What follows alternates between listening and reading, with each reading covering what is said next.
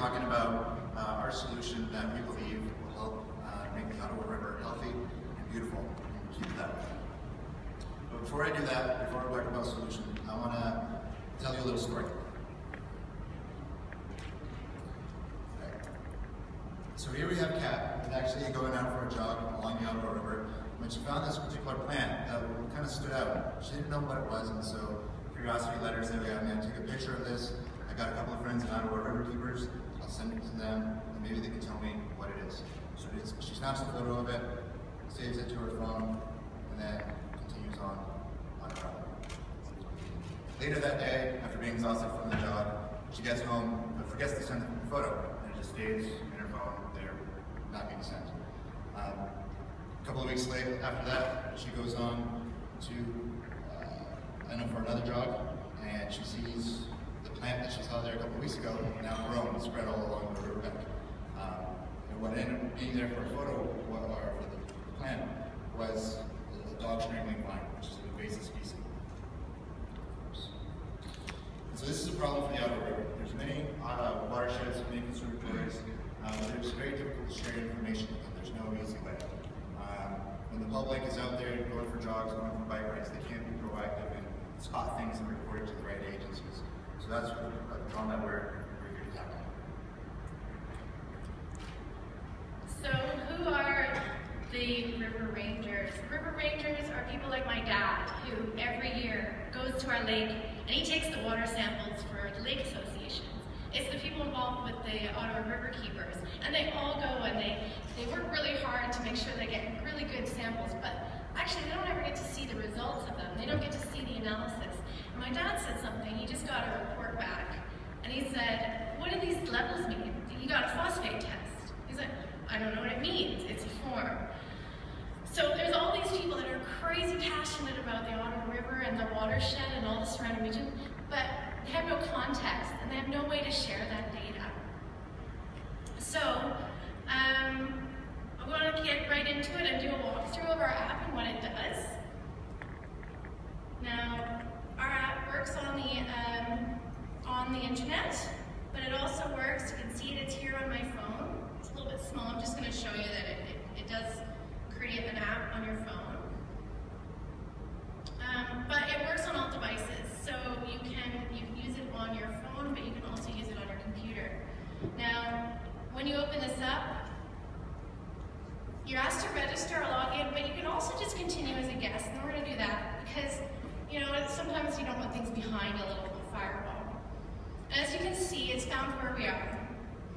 And if you zoom out, you can see where all the other observations are. And actually, we brought in the Ottawa River Keepers data, and you can see that we have these points where we have multiple values of results.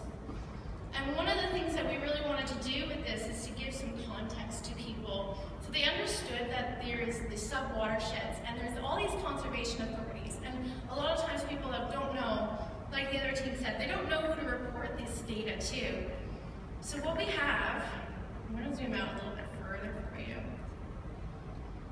We show you the areas that your observation would be in. And I'm going to log in, and I'm going to show you that you can associate yourself with that data. Now, for a specific region. Now you can see that we're here, and yesterday we did a little observation at Black Lamine, so let's have a look. There's me taking a sample. I'm doing a test of the temperature. We saw some bumblebees, and we saw some garbage there. So we have these sort of tags that people can add, and we'll add a comment. And I said, here we are. We've just gone down to the river. The pH that I took was 7.8, and the water temperature was really hot. Actually, you could go swimming at 21 degrees. Now we went again this morning,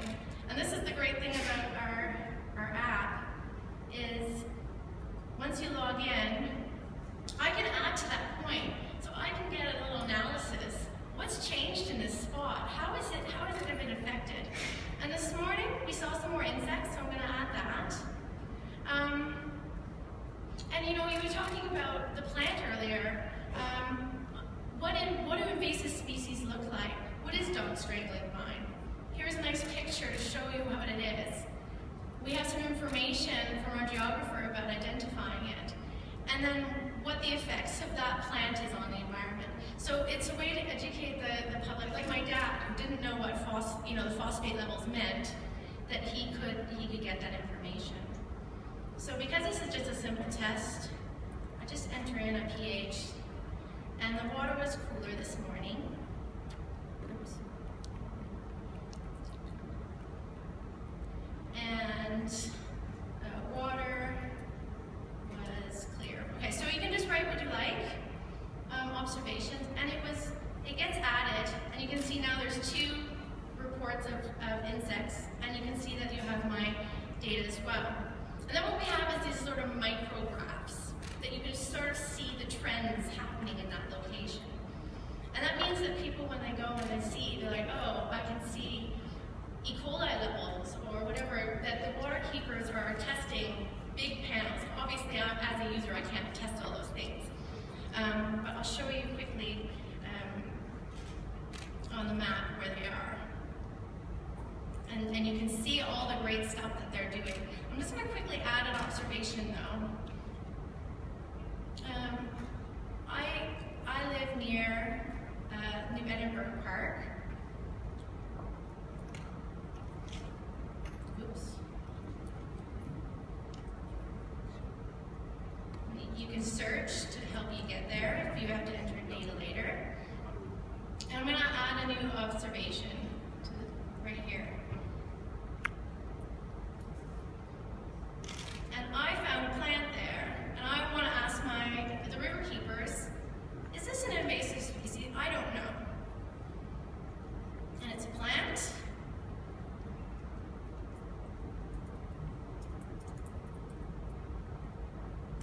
And I can ask them questions, and then they can have a look at the picture, and they can add a comment to it or add to that observation. So they can go and they can investigate my reporting. And finally, you can associate yourself with different regions. Eventually, we'd like to have this on a map, but right now you can just sort of find Ottawa Centre. I want to add to this region, and I'll get emails occasionally with other updates that we have. Now, it also posts to Twitter, so you can follow RiverRanger CA, and you can see, and it will post the picture, and you can then go straight to the observation. No login is required. And so this whole concept is all about, back to our presentation, usability. So we did a lot of paper prototyping when we started working on this to make sure that the user experience was really, really easy for an average user to do. And what it means is we can let conservation authorities know what's going on. We can analyze the information for the general public to actually understand what's happening. And these people that we are calling RiverRangers, they're already crazy about the river. They're already testing this data, but let's make it fun for them to do that. We also have an option to upload research documents about certain areas to give more context, and it's all about context for people so they understand and they get more passionate about the river. And the other thing we created was a test kit that you can buy off our website, and I've made it, that has things like a Secchi disc, so you can test how clear the water is. It's got pH, it's got a thermometer, and it's got information so people actually produce good tests. And of course some stickers, because I love stickers. Our app is built on Ruby on Rails and uses geographic data and the Riverkeepers test data. And so this is just a start. What we can go in the future is using things like Watson for analytics, because we have all this data. What are trends that are happening in the future? Opening up the data and APIs to other people to put stuff in, like the Ottawa Riverkeepers. More analysis, being able to define your own custom areas of interest, as well as notifying conservations when something, a trend is happening. So on behalf of Team RiverRangers, I want to thank you guys. The app is live